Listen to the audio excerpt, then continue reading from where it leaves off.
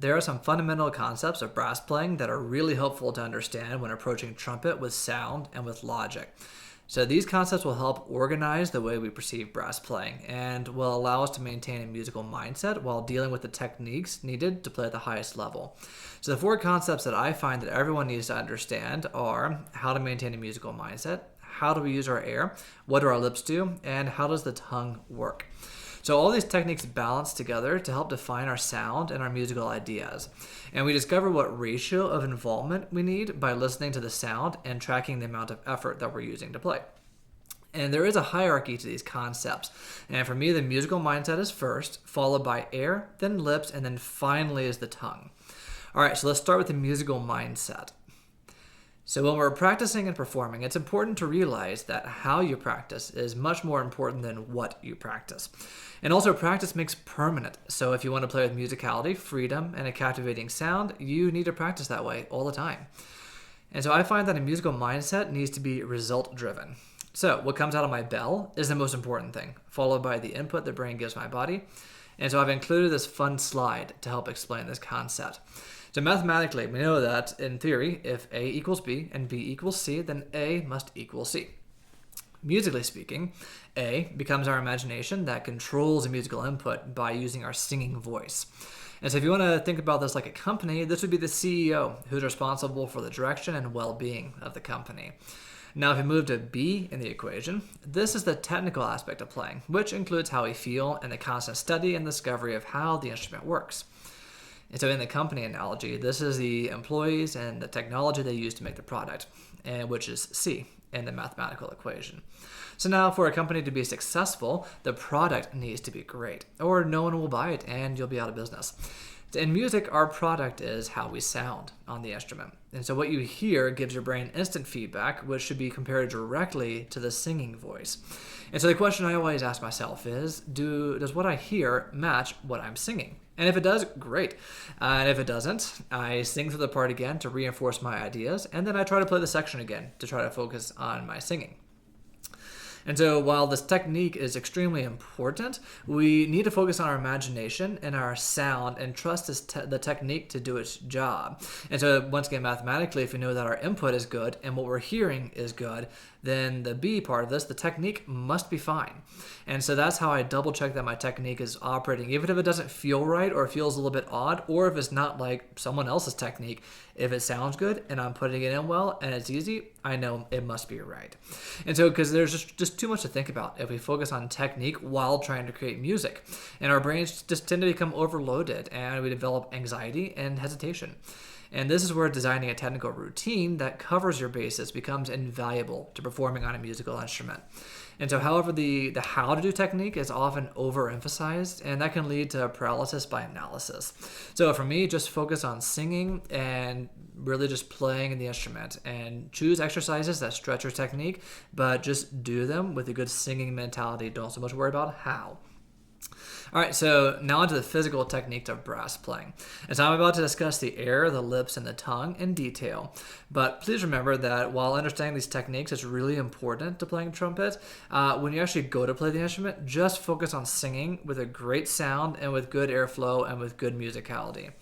All right, so let's start with how we use the air. So air is needed to vibrate our lips, and our airflow is the most necessary technique we have on trumpet, because without it, we can't produce a sound.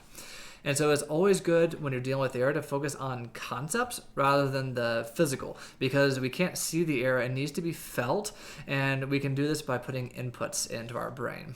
And so we'll get into that in a second, but there are two main parts of breathing on trumpet, and they are how you inhale and how you blow through the lips. And so when you breathe in, your body should be very relaxed, which will help keep your breath nearly silent. And we also want to feel our lungs expand in all directions. So, front to back, up and down, side to side, just like if you're filling a balloon up. It expands simultaneously in all directions. As now when you blow out, the breath should be very energetic and immediate, but without forcing the air. Just like a fast-moving rhythm. So we do blow, but we want to blow straight through the lips and nowhere else. And so breathing on trumpet should always remain this simple. And oftentimes people focus a little bit too much on what the muscles do in order to take a good breath while playing a brass instrument. And while it's good to know how these muscles work, it's also good to realize that the muscles react to impulses from the brain.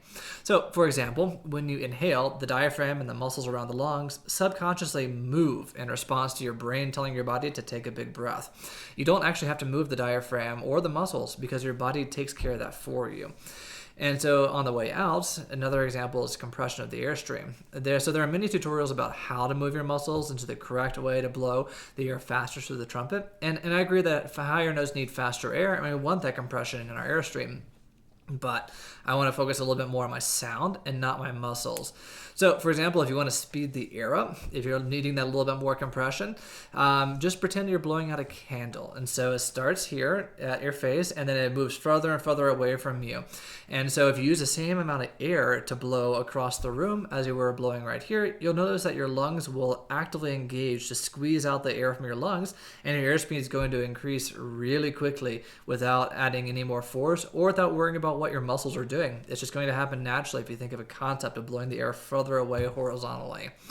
So another thing is when you tell your body to use warm air, there's a reason we use that term, and you notice that your throat relaxes when you breathe in warm and you blow out warm. It's really difficult to use warm air with a really tight throat. It's not going to work very well for you.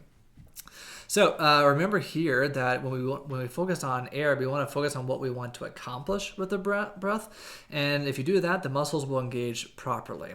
If you focus purely on the breath and the physical aspects of this, you might get a good result, but it'll detract from the sound of music, and your brain is split between analytical mode and performer mode. And I don't want to have that. I want to be in performer mode all the time. All right, so on to the lips. And so the control of the embouchure is the second most important technique of brass playing. And this assumes that the delivery of air to the lips is good, and now we can deal with the embouchure. And so the embouchure consists of many muscles, and they're all needed to place the lips into a position where they vibrate immediately and vibrate freely. And so the only thing the lips do is vibrate. And this means that we should place them inside the mouthpiece, a little bit close together, and relaxed and supple or soft, so they're able to vibrate. And then the facial muscles around the lips simply hold the lips into position while they vibrate immediately into reaction from the airstream and the back pressure of the mouthpiece and trumpet. And so these muscles are a little bit too complicated to actively control while playing, and they also react to different inputs from the brain. So, for example, when you blow the air through the lips naturally blow outward unless the facial muscle is engaged to pull them back to the original position. And so the mouthpiece also helps keep the lip in a buzzing position. But if we use too much pressure, the lips become locked in place, and then our sound and flexibility suffer. So we want to find that balance between enough pressure to make a seal and too much pressure where it's closing off the sound. So now when we blow faster air, another input, and the lips will vibrate faster. And then the pitch goes up because faster vibrations is higher frequencies, higher notes. And that's how we play high without added pressure. And so this requires more strength because the air is pushing through the lips a little bit faster and a little bit more force.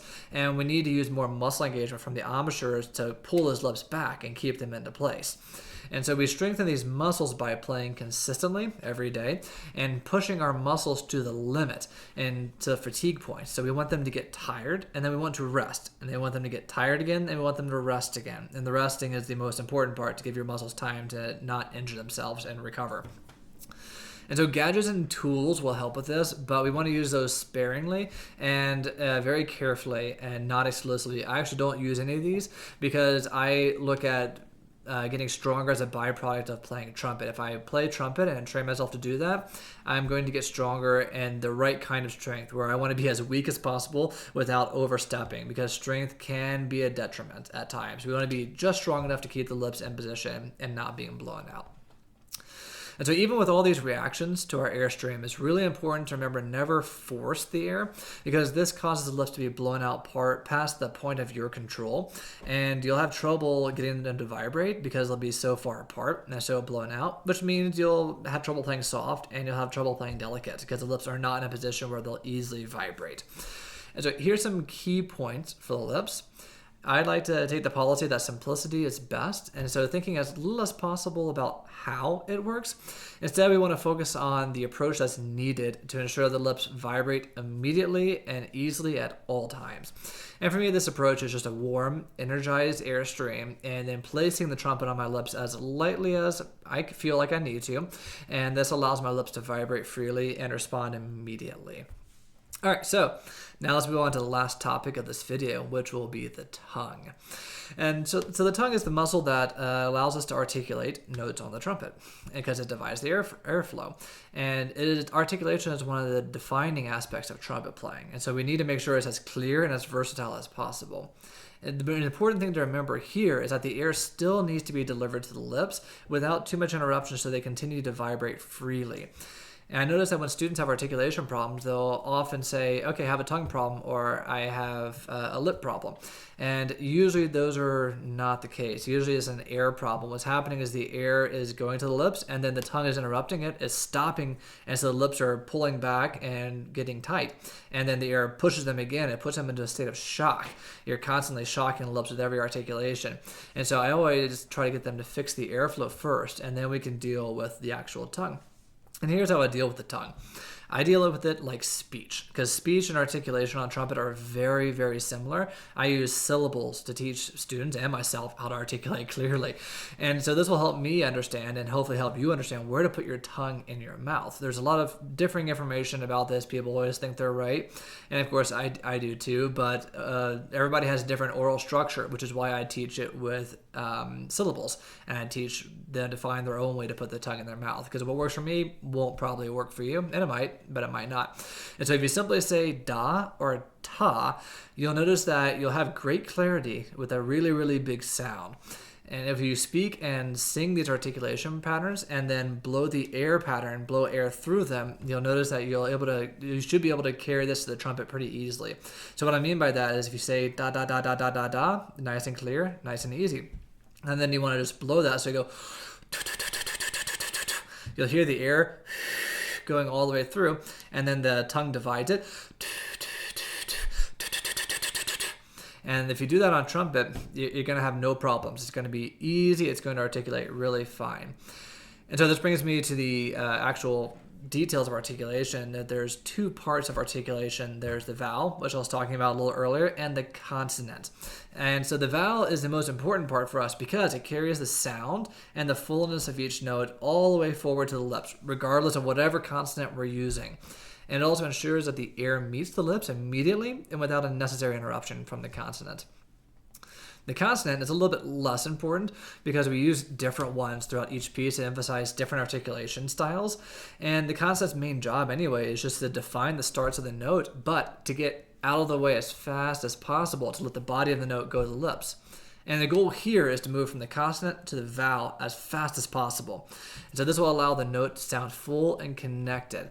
And so I like to think of moving the tongue from striking position, where it's on the consonant, like a da, to the rest position, vowel, ah, where you're just like holding a long tone. And move it from there to from strike to rest as fast as possible and with as little movement as possible. And then you eliminate almost every tonguing problem right there.